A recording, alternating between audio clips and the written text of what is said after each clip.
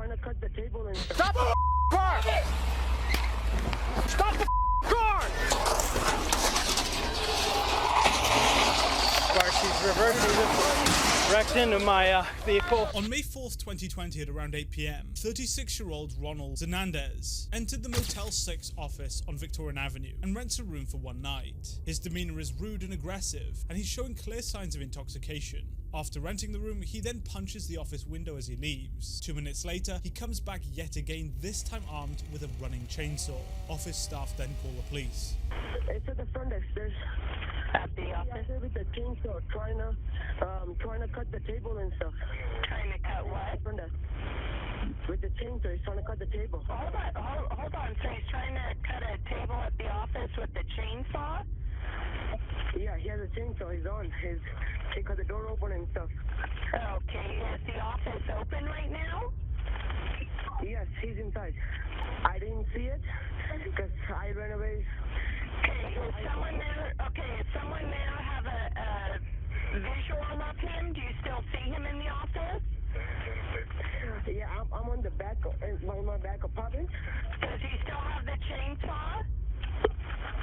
Yes, he's just yelling with the chainsaw. Okay. He might be drunk. He's basically going up to the gas. He's actually outside with the chainsaw. As soon as he ran out the office, I locked the door again, so he couldn't get back in. Okay, so you've locked yourself in the office, and is anyone injured?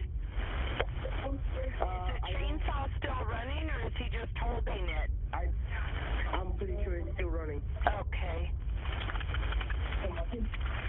And is he going after anybody or just wandering the parking lot? No, he's basically knocking on doors and stuff. So he's knocking on doors, different motels' doors? Yeah. Yep.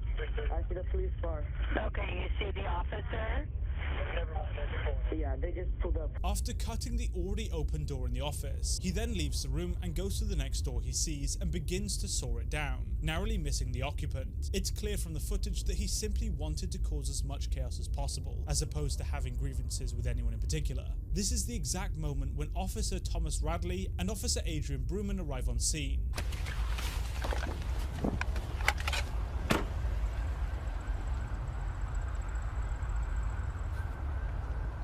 Where's he at? Where's he at? Where is he, sir? Where is he at? I think they're over there right there. Yeah, they're here right now. I see them. All righty.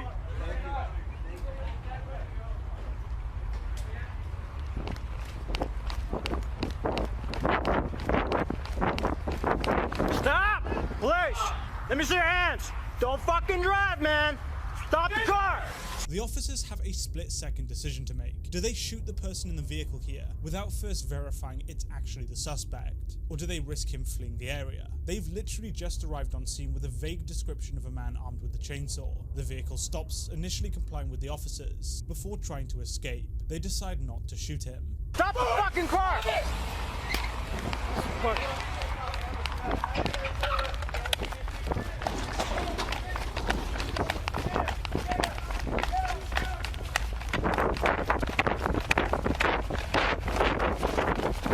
The suspect drives across the entire street and crashes into a metal sign, before becoming blocked by some landscaping blocks. He's currently highly intoxicated and unable to operate the vehicle correctly, so he has no real hope of escape. Stop the fucking car! She's reversing, wrecked into my vehicle. He then reverses and strikes Officer Bruman's patrol vehicle, and then rear-ends a local car wash. This demonstrates clearly to the officers that he is indeed the suspect, and that he does pose a significant danger to life. Thus, use of deadly force is authorized.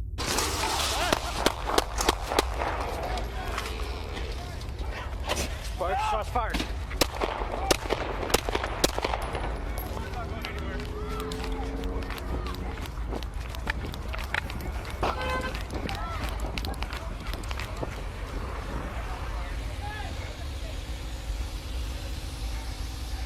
Let me see your hands!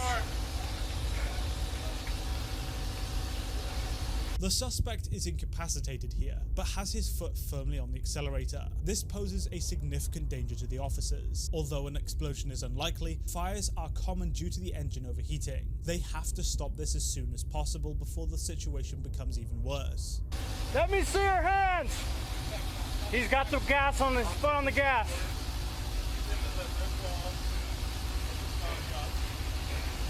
He's got his foot on the gas. Be careful.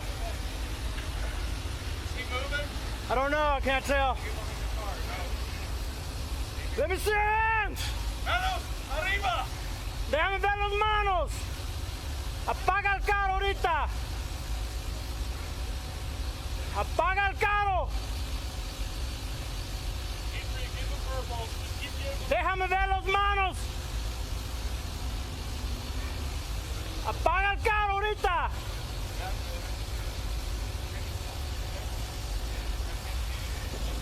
Can you see him? I cannot. He's down. Watch out, he's got that gas on the foot. Señor, déjame ver las manos.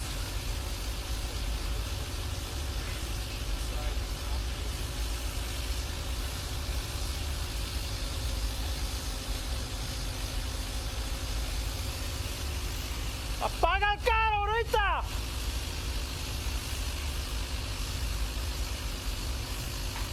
Señor, déjame ver las manos.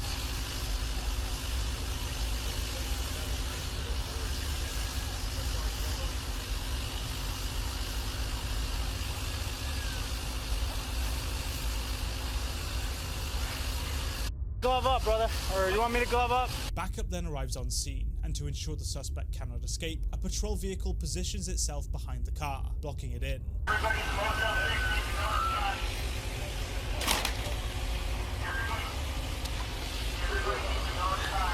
He's lay down, LT. Back off! Back off! Hey, back off! Back off! Back off! Off the car! Back off! Back off! Back off the car! LT, it's occupied by one Hispanic male. First police! First police! Let's go, let's go, let's go! He's done. He's done. Back off, back off, back off!